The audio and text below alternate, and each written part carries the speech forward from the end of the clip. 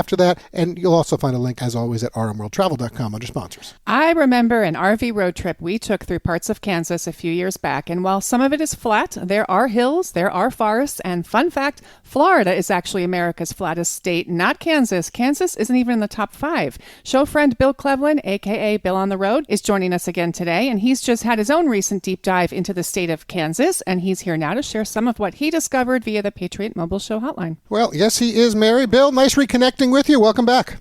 Hey there. Good to hear from you. Well, good to have you aboard with us this morning. All right, so we're going to get right into Kansas. Admitted to the Union in 1861, Kansas is our 34th state. I know you just spent 3 weeks there. To use your own words, you did it because you'd always heard there was nothing to see and do in Kansas, and you set out to prove that statement wrong. So my first business trip was to Kansas. My second favorite place for barbecue is Kansas. I want you to share some of your general thoughts on the state of Kansas. Well, you're right. I kept getting tired of hearing people say there's absolutely nothing to do in Kansas. And one of the things I love to do with Bill on the Road is prove people wrong.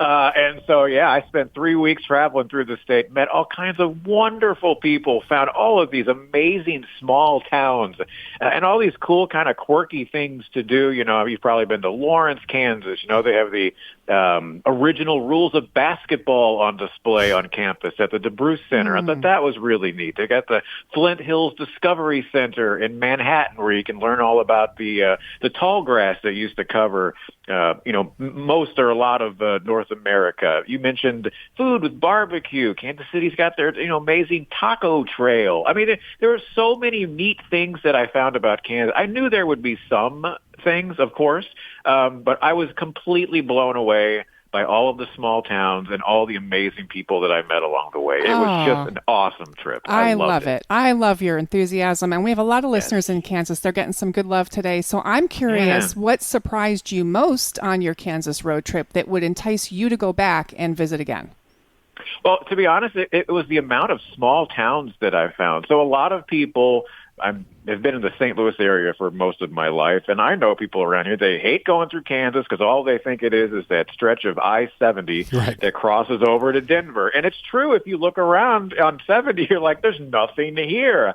But if you go, usually just a few miles, maybe 10 miles off the interstate, you start finding these small towns, and I loved them.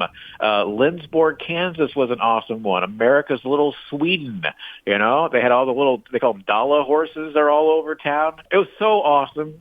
Junction City was a place that I'd never even heard about.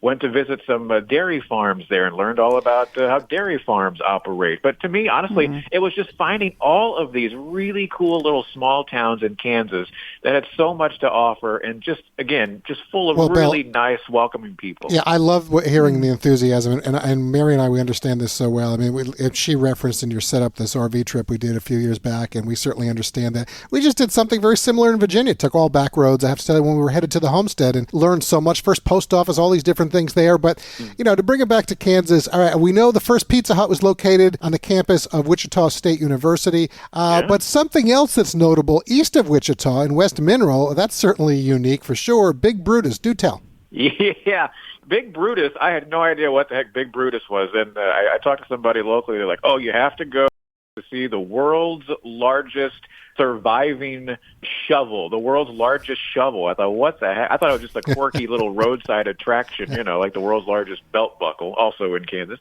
And so I went to this thing, and it was massive, and they used it for excavating land, looking for coal in the 20th century. And I was joking with my dad earlier today. I'm talking about this thing, and I was like, they have office space inside of this thing. Like, it's that big.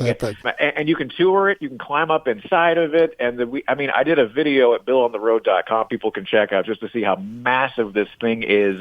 But again, Big Brutus, it is absolutely a cool, quirky roadside attraction in Kansas. You got to check out. Was this your first time to Kansas?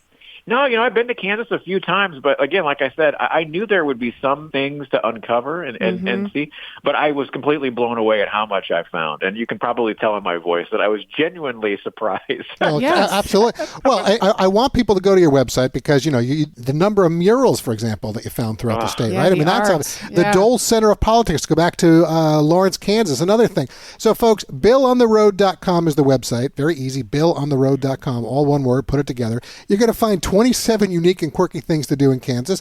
And Bill, we're looking forward to the next road trip from you and talking about that. So enjoy the weekend, and I'll leave it with happy travels. All right. Happy travels to you as well. Take care. Take care, Bill. Thank you. Take care. Have a good weekend. Yeah. Have fun in Texas. Thank you. Nice care. talking to you. Bye-bye. Take care. Okay. Bye. All right, Bill on the road, Oh my Mary. gosh. I got so caught up with that and his enthusiasm. Love it. All right, we'll look forward to the next date with him. Right now, as we speed to say goodbye to all of you today, until we return again.